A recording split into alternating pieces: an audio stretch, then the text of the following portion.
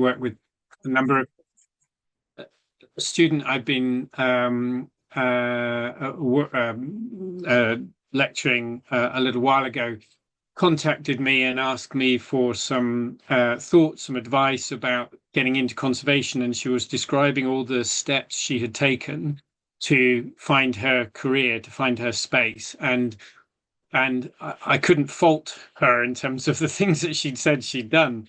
So I do, appreciate that maybe it's always been a challenging time, but it is difficult trying to get a foothold in this fantastic area, very diverse area of work. And I hope we can go a little way anyway in this webinar to help you in your thinking, in your development, in your journey in biodiversity conservation.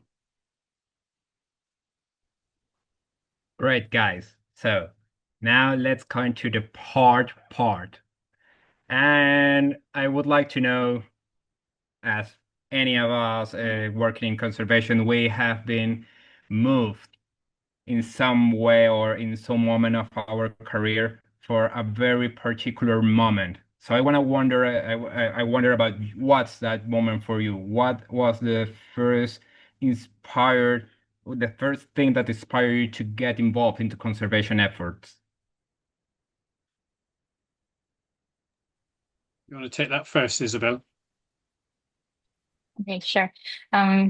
Yeah, I think I really resonate with the challenges and barriers you talked about, but maybe that's for later, Jamie. But with what really inspired me as a young conservationist, especially growing up in Singapore in a city, um, one would assume that we don't have a lot of biodiversity, we don't have a lot of nature, um, but but we actually do relative to the area, and also um, developing a sense of compassion and curiosity to its biodiversity kind of started from having access to planet Earth or, Animal Planet and National Geographic, and the accessibility of nature documentaries that really spurred that passion. And I suppose as I matured and as I grew to know the difference or to know the nuances in the conservation field, um, there is this innate responsibility of reversing anthropogenic threats to species.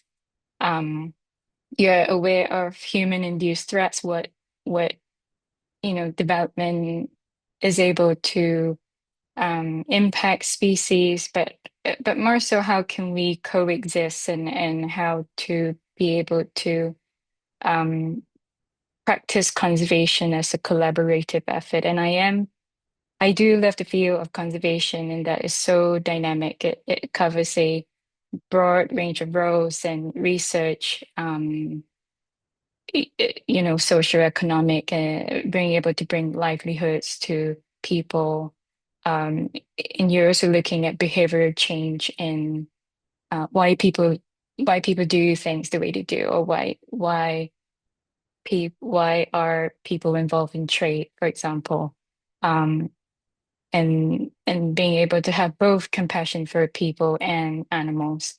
So I guess that started out as an unrealistic goal of saving species, but then it kind of became a more realistic, measurable action in trying to just be a part of something bigger, like a bigger movement. And so I think when Jamie was talking about finding a niche, it took 9 years being a conservation graduate to actually being now a facilitator in the conservation field. Yeah, that's me. It's difficult to follow that, Isabelle, and I'd like to come across as being as compassionate, as sort of altruistic as you were. I think for me, I don't think I ever really thought about it, to be honest. And maybe it was maybe it was a very different era. It would have been, I guess, I remember running a jumble sale, which is like a sale of sort of secondhand clothes and things like that, which I gathered from around my village. and raising money for the World Wildlife Fund. And I would have been about 11, I think, when I did that. Now, whether I ran it, or whether my parents actually did it, I don't really know. But in my head, I ran the whole thing myself, and I'd never really thought about doing anything else. So I think it was a time. It seemed a very hopeful time, and there felt like there were lots of opportunities. That would have been, say, in the early 80s, and I kind of stumbled through from there, really, never really thinking about doing anything different, apart from when I did get into I had the opportunity to go overseas and work directly with wildlife, and this maybe picks up on something that Isabelle was talking about as she sort of went on her journey. I realized that I preferred talking to people about those amazing experience of working directly with the wildlife rather than actually doing it myself. I realized, I thought I would, maybe I had a romantic view of it, but I thought there's going to be fantastic stuck out in the middle of whatever forest it was. And so it was mainly sort of tropical islands I was working on. So they were lovely places.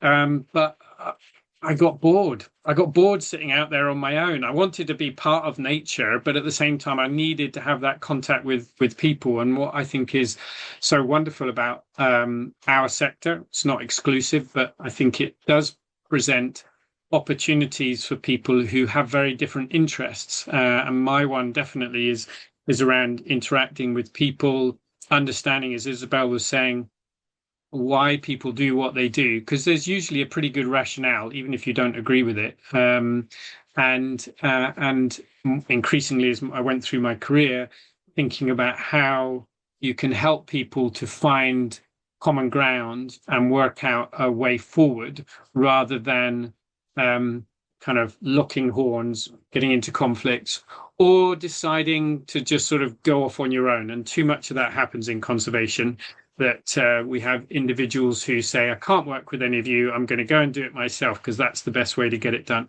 And while there's a place for mavericks and some amazing people who have done more amazing things for species recovery, I believe that if we're going to make a significant difference, a significant positive impact on the world, we've got to find ways of doing it more collaboratively than we currently do.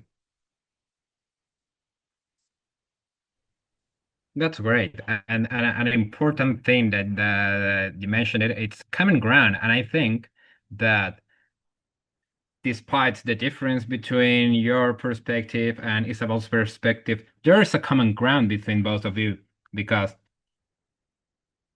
both of you are very passionate person about nature. Both of you are very passionate people about how to do the work for conserving endangered species.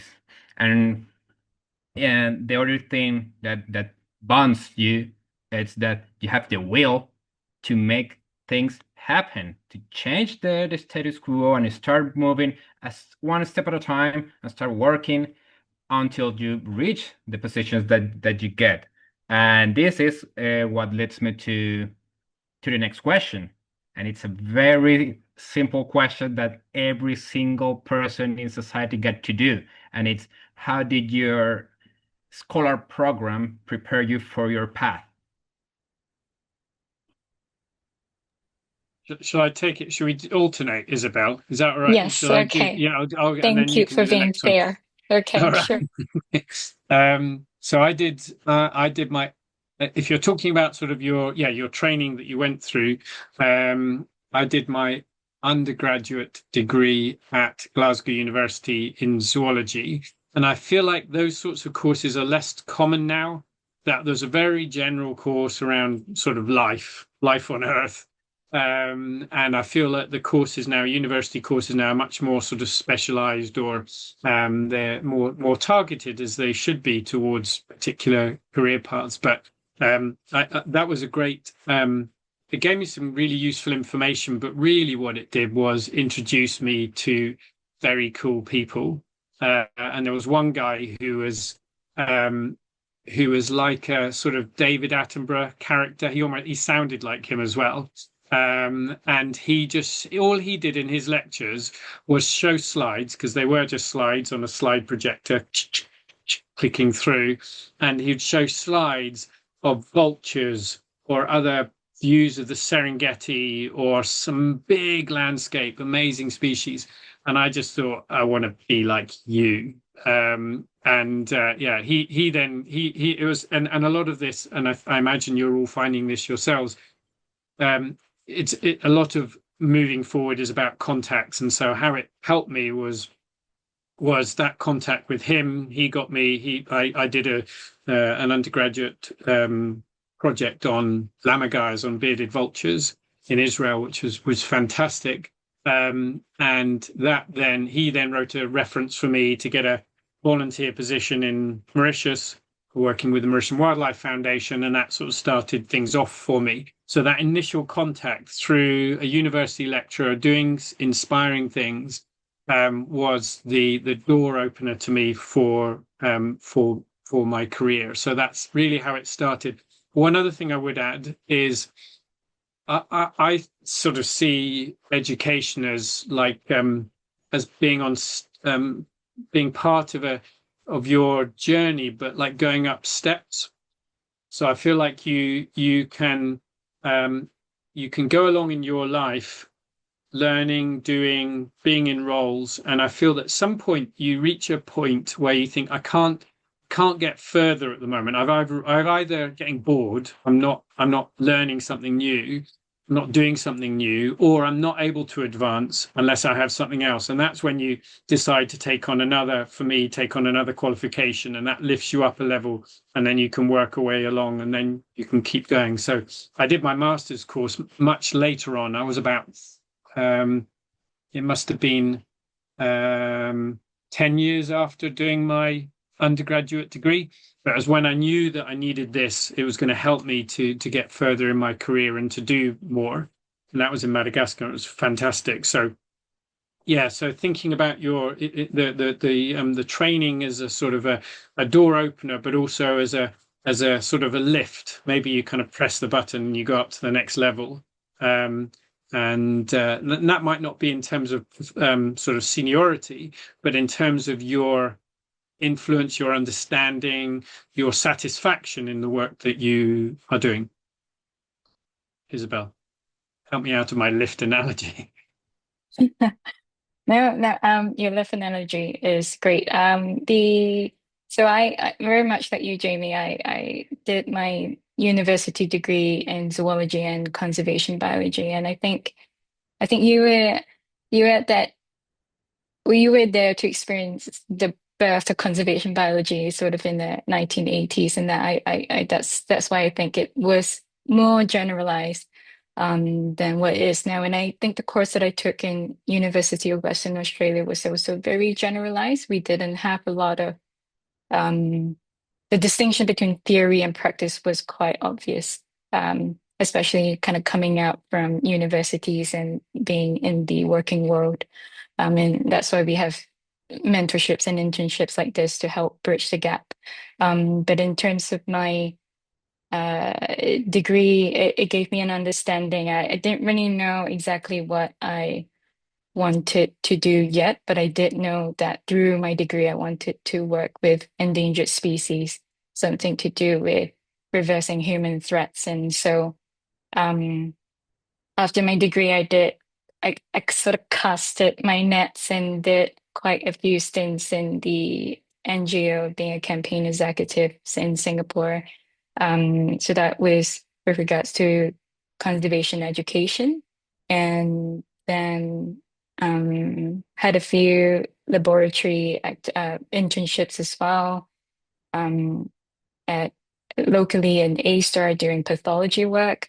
And maybe that was when I wanted to be a veterinarian, but also really loved the field work and being in the field, as you said.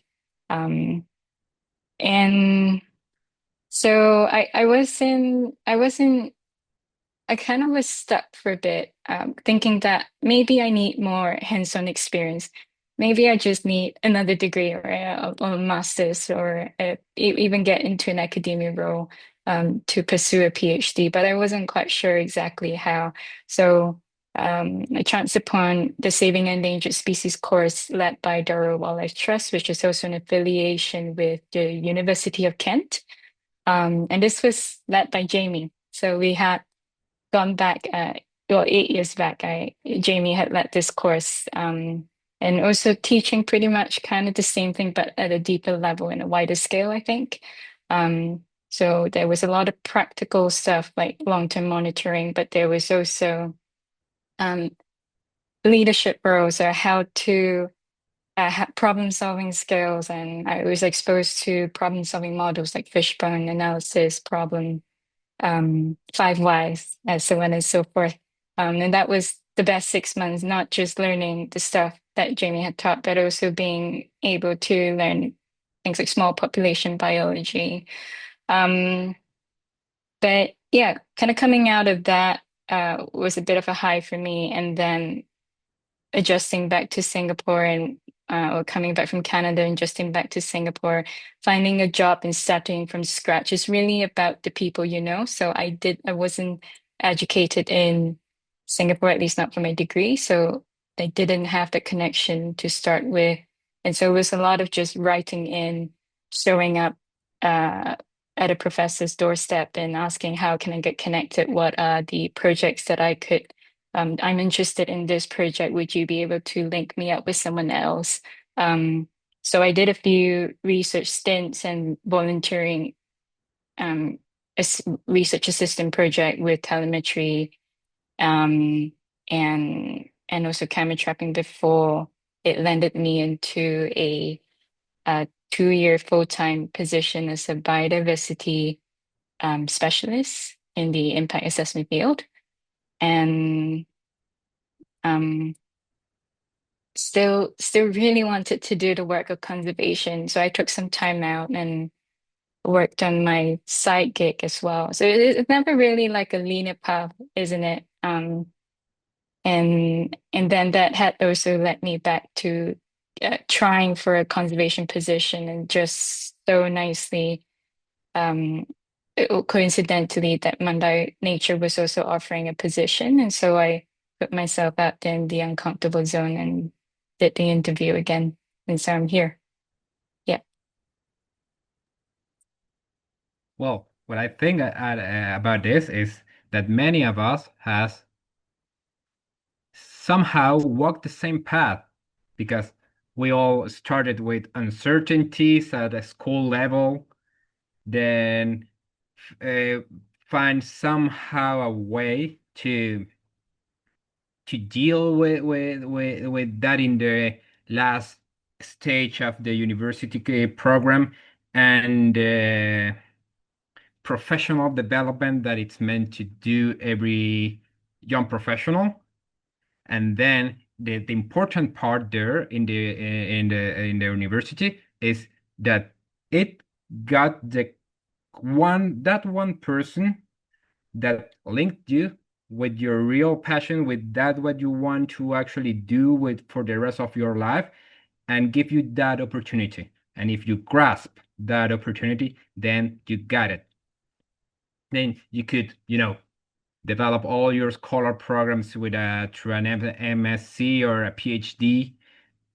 But we all get to deal with uncertainties at a very early stage, because we don't know what to do, how to do it, and we don't have a clear pathway, as many people think this university, that you get to finish your school, go to university, finish your master, finish your PhD, and then it's it.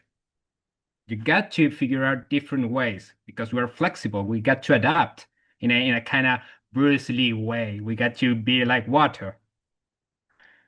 And that's pretty much what a professional is. Get to involve into the field, do the work, learn beyond what it's written in the books, and actually create criteria, our own criteria, and put our hands to work. And that it's really interesting, because despite the difference between Singapore, Venezuela, or UK, we got to work the same way with different small difference, but in the end, we managed to do the same thing. And now I would like to start or going deeper into your work. So I would like to ask, what is biodiversity conservation planning? How do you define this concept? Oh, I guess it's my turn, right, Jamie? We agreed. So conservation planning, I think I remember Jamie was saying something about people going off in their own roles and doing really well in their respective in situ or ex situ roles in conservation. And conservation is an umbrella that covers many, many different fields. And what it lacks in planning is that one consolidated plan and one consolidated approach, a single goal that aligns everyone. So conservation planning or in workshops, it's basically serving that principle of trying to get everybody on the same page. Whatever you're doing, we're serving that one goal of saving a single species or saving multiple species, but turning the tide against extinction for that singular species. Because you can have so many different efforts that pulls, species conservation in different direction. Research entities that have a lot of valuable data, but not being able to know how to actually reverse the threats that are doing problem solving of threats to the species. And so in conservation planning at CPSG developed a one plan approach, COPA, which is to marry the in situ and the ex situ approaches and aligning on the same page. Yeah, and it starts out being pretty messy, but I think the idea is to find clarity in that mess and being able to solve real world events and real world problems that you're not really being taught in a university or, like a simple zoology university degree. So yeah, other than being just having your experience in education, there's just so much more to learn. Yeah. So that's what conservation planning is to me. But I believe Jamie has more to say about that being more experience in the field. I think you summed it up really neatly, Isabelle, and I would just sort of, I think, wrap up what you would say into two words: process and product. Conservation planning, you're there to produce something, which is the plan, the roadmap, the description of the journey that you're going to take to end up where you want to get to with whatever it is you're planning for. And it is much a process, the kind of how do you actually develop that plan, and particularly when you are involving more than yourself in the development of that plan, which most of us need to, because few of us have the power or influence, resources, or understanding alone to be able to make a good plan that then is able to be implemented. So we usually have to involve other people. And it's the design of the process that people go through in order to produce that product that is actually as important as the product itself. It's the journey and it's the relationship building that goes on that results in a plan that is most likely to be implemented. So basically what both of you are saying, it's like it's a work done by connecting people, getting those different mindsets, getting linked between each other, and in the end, create, after going through this process, creating a tangible, a feasible product that get to generate a result, right? Yeah, I think so. There's actually there's a great book, this one here, which I would recommend anybody gets. This one, no, you can't see it. No, you can't see it. I'll tell you what it says. It's called Getting to Maybe. Anyway, it's by a lady called Frances Wesley, who's a fantastic sort of guru of decision making, collaborative decision making in conflict resolution and things. And in that, she describes a number of case studies where people feel like there's something wrong that they don't like. Okay, they're not comfortable with it. It's not all in conservation. In fact, most of them are not. They're sort of social examples, but they want to achieve some sort of social change. And she describes the process of these people kind of bringing people around them, a bit like a bird. You know, where does a random arrangement of birds result in a flock? What happens that gets all of those birds flying in the same direction?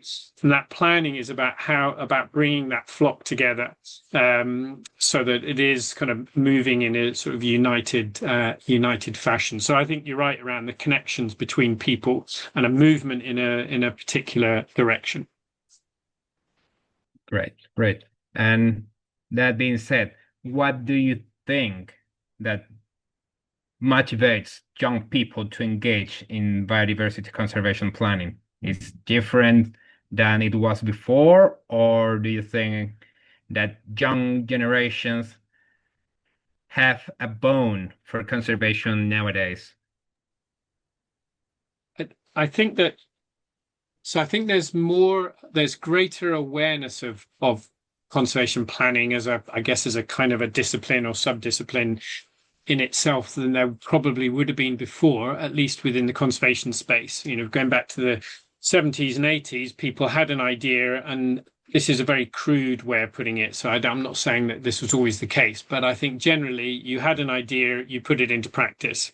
I'm not saying there wasn't planning going on, but I don't think there was as much thought being put into process. How do we actually get the support around this plan to be able to make sure it's a good plan and can get implemented, as happens now? And so I think there's more talk about it. There are more opportunities around conservation planning just now. And actually, just as an aside, you know, planning sits within a 3-stage or sort of a cycle, as the Species Survival Commission describes, this sort of assess, plan, act cycle. That you're sort of working through for species. So planning sits there as the connector between recognizing there's a problem, the assessment of things that are in trouble, and the action. And so it is a very clear component now of conservation work. So in some ways, there should be more opportunities in it. In another way, I think it's harder. I think budgets are tight. And funding is limited. There are a lot more NGOs out there, but I think many of them are working with very, very little funding at all and not able to pay for people. And so I don't think it's necessarily an easy place. It's definitely a need. We know we need more people, more good people doing this sort of thing. I would, yeah. Well, people on this call will know better than I, but I don't imagine they're feeling that it's a very easy space to find work in, without putting in an awful lot of effort. Isabelle, what would you think? No, I do agree. I think conservation is, and like you said, it's a very great need now, and even in the global biodiversity framework of COP15, we're making much more ambitious goals than we were back then in previous COP. So the expectation is that since there's a greater need, there'll be more jobs available. But even with more jobs available, I suppose from that lens of challenges and barriers, there are quite a bit of pay discrepancies as well. Conservation jobs generally don't earn as much as high corporate roles. But there's a lot of avenue, I think, in the more positive lens for young people to dive into conservation. We are in the age of digital advancement, digital literacy, and some things that can't be replaced would be having a physical workshop, for example. I think, Jamie, you would agree. You were in the time where you had to hold workshops during a pandemic. And I heard stories about that not going well and also not going well. You can't get that interaction. Like right now, I'm just looking at myself talking. It's very different from being in a workshop. But I digress. I think there are quite a lot of opportunities for young people to get in conservation field and specialized roles in whether it's data analyst, GIS analyst, or even roles of how to bring those digital tools into physical workshops and infographics and young people are well, I'm not so young. I am kind of on the older spectrum of the young range. So, but there are a lot of younger people that are, at least in Singapore, they're starting. We have CITES Youth, Global Youth Network, for example, and it was a youth program where everybody came together to simulate a conference of parties where they did negotiations, as you said, um, and and they are strategizing for how to problem solve in wildlife trade.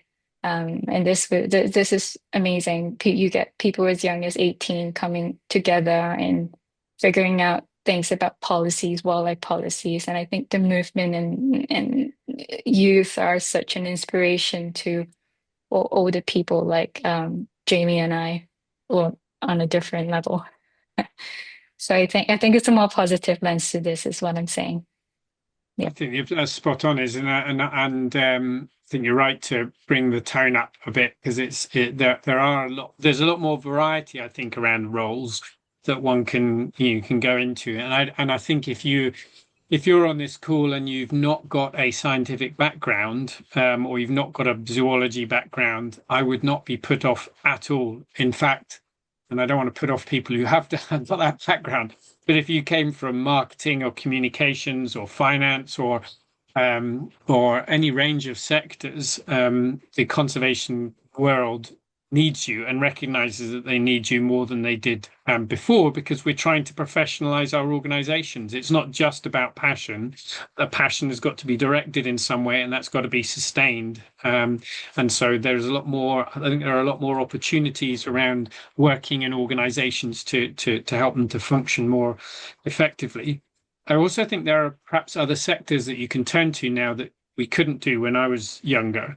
If you look at I think there is a blurring between the commercial sector and the not-for-profit sector, with some of the NGOs becoming more professionalized and some of the for-profit sectors moving towards being much more values-based.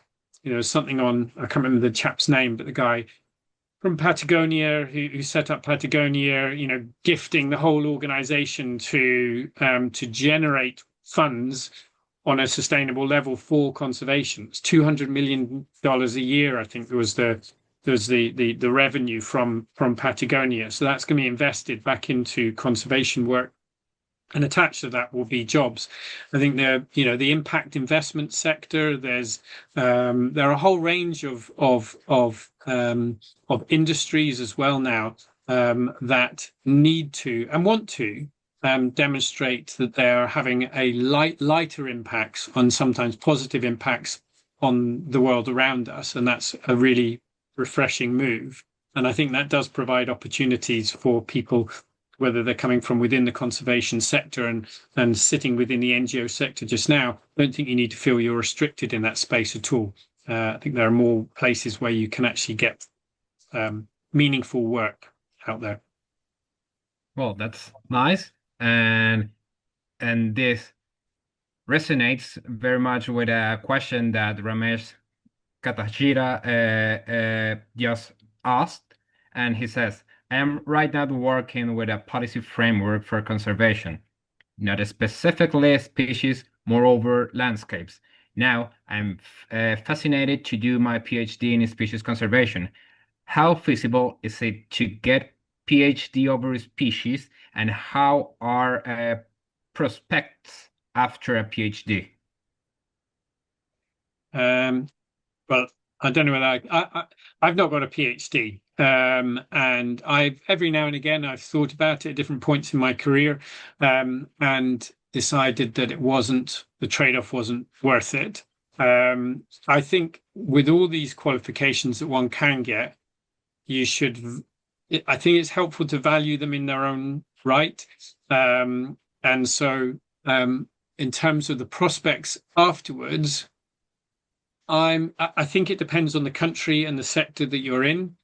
But I personally wouldn't say that getting a PhD necessarily leads to more opportunities in the conservation sector, particularly if you think about the 3 or 4 years or more years you might spend doing your PhD, how you could build your experience, build your profile, get into roles instead of going through the PhD route. That's not to put you off doing a PhD at all, because I think PhD, I would love to have gone through that learning experience, and I think it would teach you an awful lot and also give you lots of context. So I think it's a great idea, but I wouldn't see it as a necessary stepping stone to many more doors being opened, unless you're in particular countries or sectors where it requires, a PhD is required.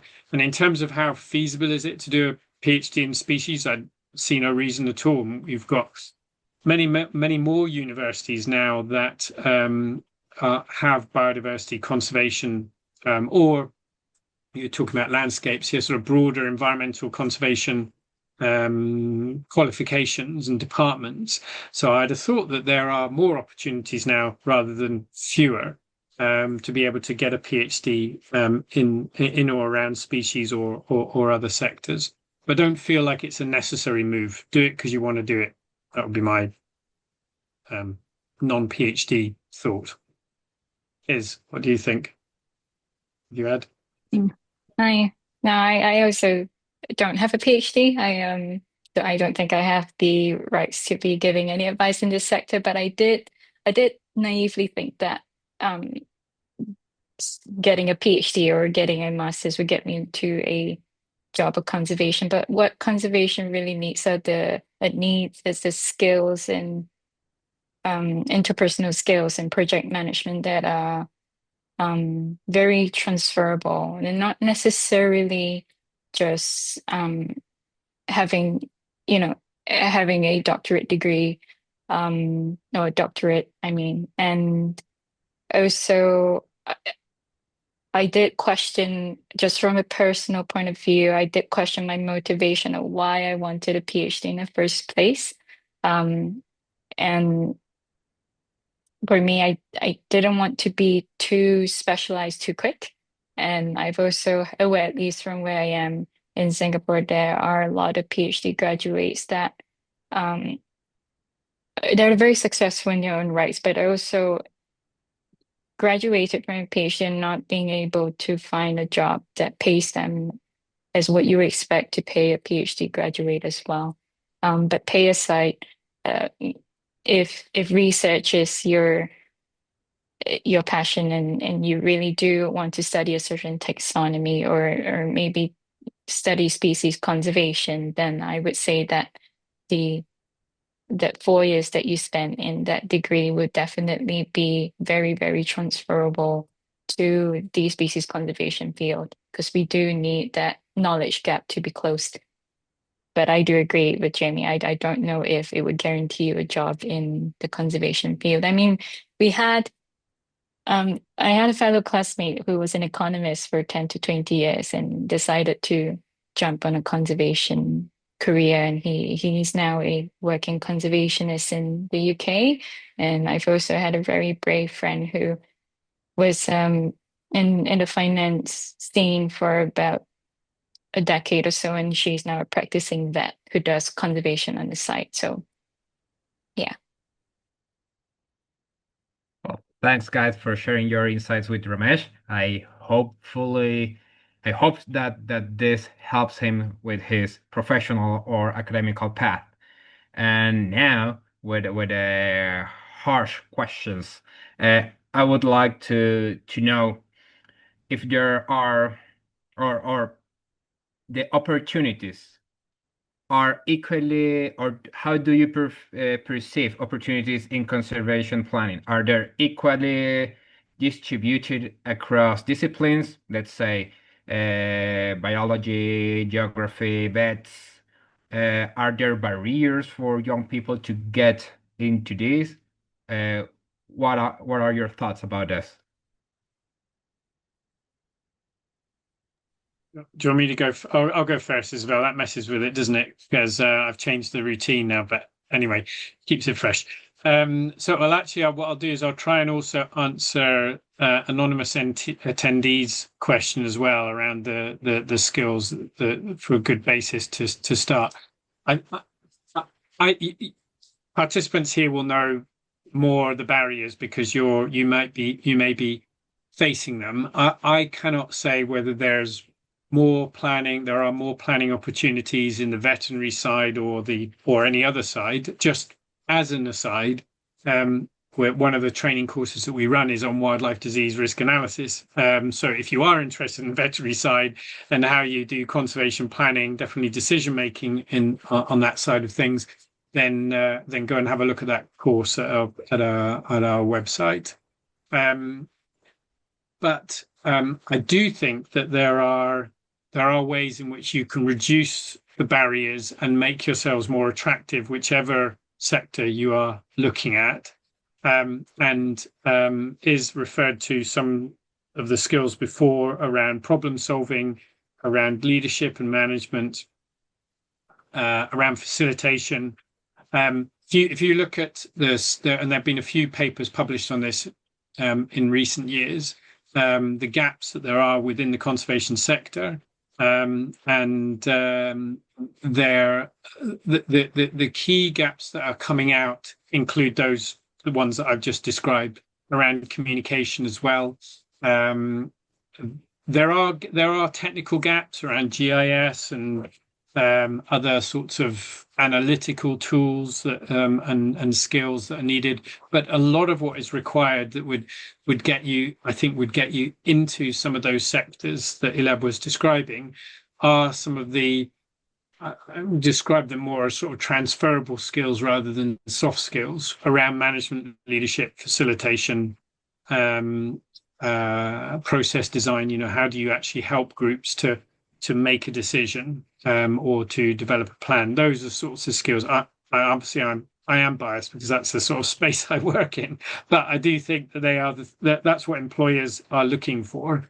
Are those sorts of transferable skills that can help them solve problems and make decisions. Right. Yeah. I think before jumping on this facilitation development path, I have to be completely honest. I didn't know that the role of a facilitator actually exists as an expertise.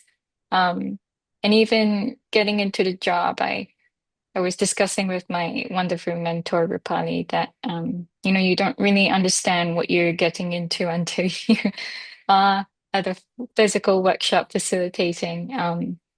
And so I don't know if I can answer the questions if the opportunities are equally distributed across the sectors, but I think maybe the question about impact really hits you at a later stage in your career.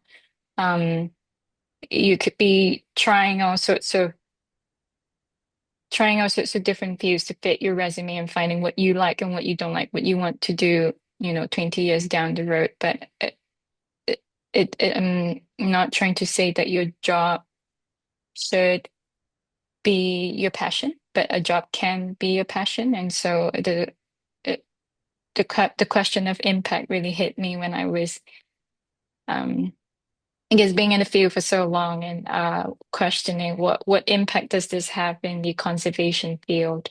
How do I actually go out to do more work? And that had led me to do a people-centric job that I never envisioned myself being a part of. So I'm not as good with people as Jamie is. I think, Isabelle, you're fantastic at it and interpreting what people are saying, and and listening, which is, I think, core skills for effective conservation professionals. Elad, I don't know whether now's a reasonable time to share the results of the survey, but thank you very much to many of you who completed the survey before this webinar, which was looking for your advice really on establishing a small internship program. This isn't something global. Well, it would be international, but it's not something that's sort of suddenly there are going to be hundreds of places. We're looking at developing a small internship program, but we're not sure whether or not it would be of value. And so this seemed like a really good audience to sort of check with.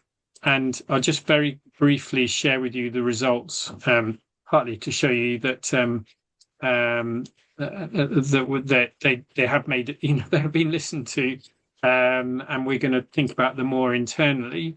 So CPSG has been thinking about this internship program where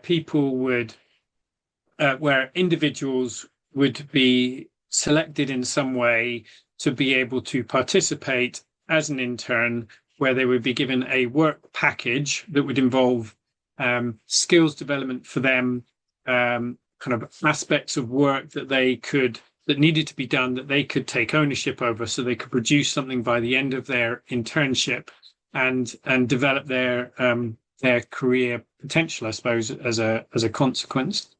And based on the results that of the survey, the 41 people who responded to this anyway, 5 is really positive, 1 is negative. So most people everybody feels who responded feels like this would be a really good idea to have such a placement program being developed.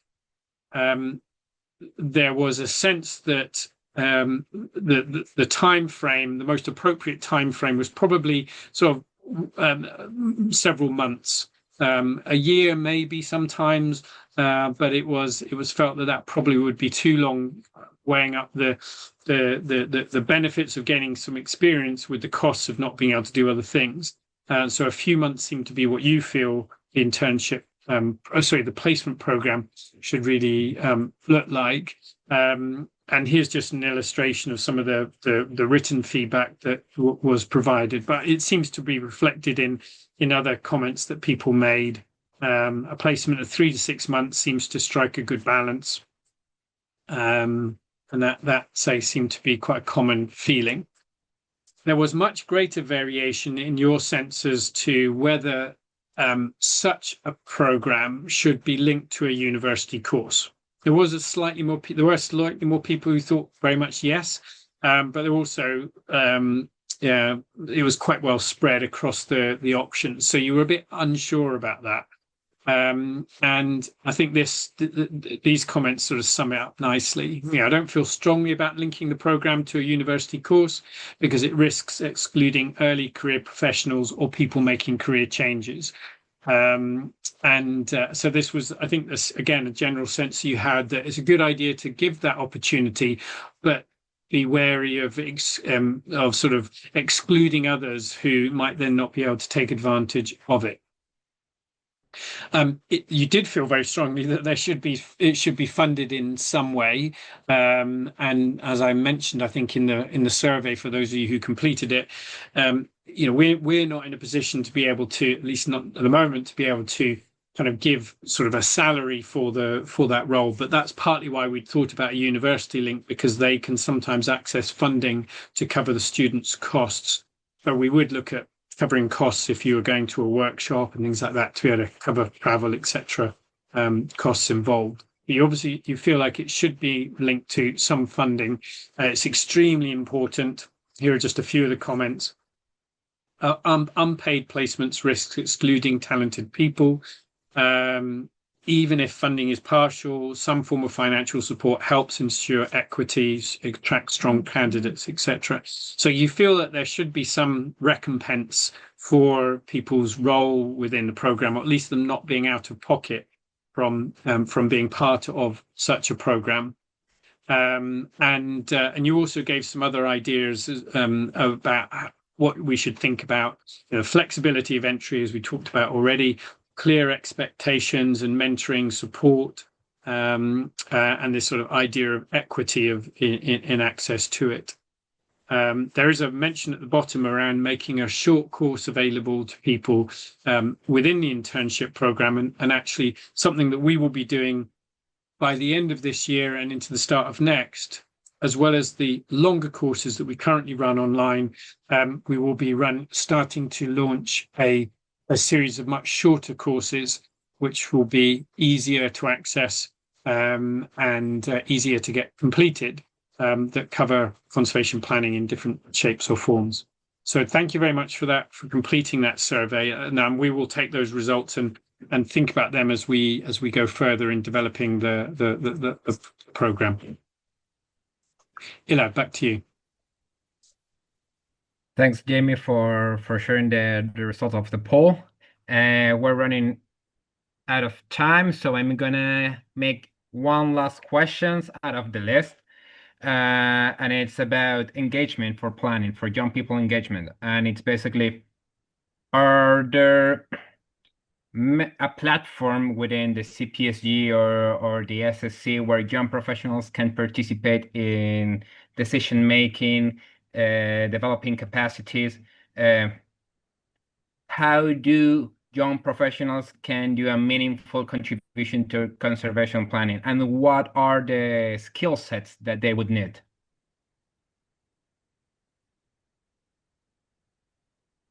Isabelle, do you want to take that one to start with? Yeah, I think we're talking about what are the transferable skills that are needed for conservation planning as well. So aside from, and I honestly wish I had known this a lot earlier in my career, and maybe I could have started to take courses to develop those skills. So there are quite a number of free courses to do project management. So project management is one, how to manage your stakeholders is another that is very transferable across all different fields, even in your research industry as well. Being able to, if you're doing a social study, or being able to manage your relationship with the people you work with and the people outside your organizations. Listening and communication skills is another. There are many different books that you can get resources from. Data science and GIS, and I think in just keeping abreast of current events of conservation. I think what I usually do is read all the open access journals, follow great conservationists around that have those that are inspiring on LinkedIn. There's also a book that summarizes conservation history all the way from the past up to now. I think it's Conservation Biology for All. You can download that from the Society of Conservation Biology, if I'm not wrong. It's a journal that I'm sure a lot of you guys are familiar with. Yeah, so that's in terms of the leadership and development path. Jamie, I'll leave it you to answer that. Well, I mean, I don't know how Ilad may be better placed, and Ibu might be better placed to be able to talk about the broader sort of IUCN, what other options there are available within CPSG. Our capacity development is very much focused around species conservation planning, and ultimately having more species covered by more effective conservation plans. So our training really focuses on those areas, and we run a suite of online extended training programs around about 7 units long. They take around about 7-8 weeks or so to complete. And I think Justin kindly shared a link to the site, so please go and have a look. As I mentioned, there will be other shorter courses coming online, which may help with some of these more generic needs around just facilitation in general, and other topics as well, that people might find useful. We do run a mentorship program, which is separate from the placement program we're talking about, which is on. It's at the moment, it's not an open program. We are looking for particular people who are in positions who are able to do more species conservation planning. But as the program grows and more people kind of graduate, I suppose, from the program, then hopefully there are more mentors out there who can help others. And I did wonder whether I could actually just answer Lex's question, because I think Lex's was the last one that was there. Because what you describe around dealing with navigating egos and politics is, I think that's humans, isn't it? We're all full of ego in some way, shape, or form. We either have big or small egos, but we've got it, a sense of self. And politics is about people. So wherever you've got people, there are going to be these complexities that are added. And I think the navigation to that comes through using and developing and using your interpersonal skills, which we talked about near the beginning, and complementing those with process design. How do you actually help people, how to structure decision-making processes, discussions, meetings, so that those with big egos get leveled out with those that have got small egos, so everybody is able to contribute equally and able to feel as if their voice has been included and valued in the ultimate decision. We have this all the time. I think it's very possible to navigate those concerns and come and do some of our training, and then you'll be able to do it. Well, that being said, I just get to thank you guys, because we actually are at the top of the hour. I get so many questions for you, but time is ruthless and it keeps passing by. So thanks for sharing your experience with all the audience. You can connect either with Isabelle or Jamie through their emails, social media, or if you want, you can enroll at the CPSG planning training program. Thanks really about all the comments in the chat box. You received many good vibes. People all around the world joined today for hearing your perspective, your insights about how young professionals get to engage into conservation planning. So I think we can make something out of it, particularly after the result of the poll. And that being said, thanks again for everyone who joined the session.